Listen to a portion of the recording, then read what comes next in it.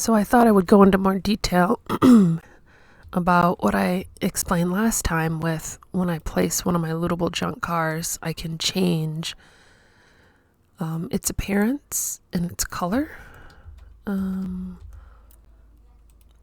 maybe I just, maybe I just did color. Okay, let me see. Like, for example, let's say I'm just gonna duplicate this car, hold Alt and drag, duplicate it, and then let's see, let me get it into a parking spot. There we go, because let's just say everyone parked beautifully. All right, and then I go over here, and under default you can see this button here, change material. If I click it, see how it changes the color? It's basically changing between the various materials that the mesh has. So let me show you. Click on the static mesh, see this? That material. Not the first one, that's the glass, but element 1, the second one, it's going between those by whenever you push that button. Okay, so let's see how I did that.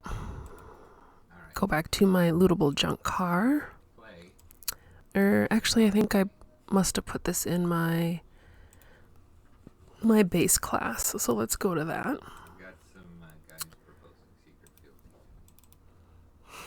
So my base class, go into my blueprints folder, go into my systems, my inventory system, items, and let's see if I put it in my master item,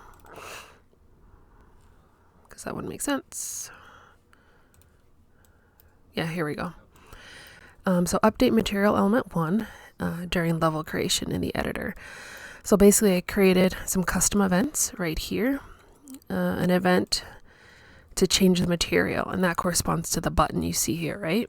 The way I got that button is I selected my custom event, and then I went over here, call in editor, and I checked that box, and that enables this button to appear, and I can call the function in the editor.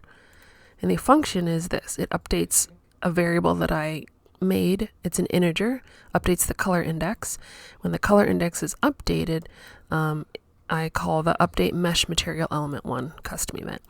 So updating the color index just takes this color index, and if the current color index is greater than 11, then, in other words, if it's 12, because there's only 12 options for the material, and I'll show you that. Let's see, browse to, and see how there's 12 options. See, 4 by 3 is 12. All right. So going back here, if it's greater than 11, in other words, if it's 12, it's going to reset back to 0. Okay, the first index. If not, it's just going to increment it and set it. That's what this node is here. It increments a value by 1 and then sets it to that value. All right, and then, like I said, once I update the color index, I feed that into my update mesh material element 1. All right, so here's my custom event, and I have the static mesh here. It's whatever static mesh is there, and then I set the material, and I chose element index 1. It defaults to 0, so you'll want to make sure you change it to 1. And then a select node out of the material. So I love select nodes, they're very powerful. And I feed the color index here, and it gives me all the options. So it's all 12 options, and I just plugged in the materials here as the options. It's really easy.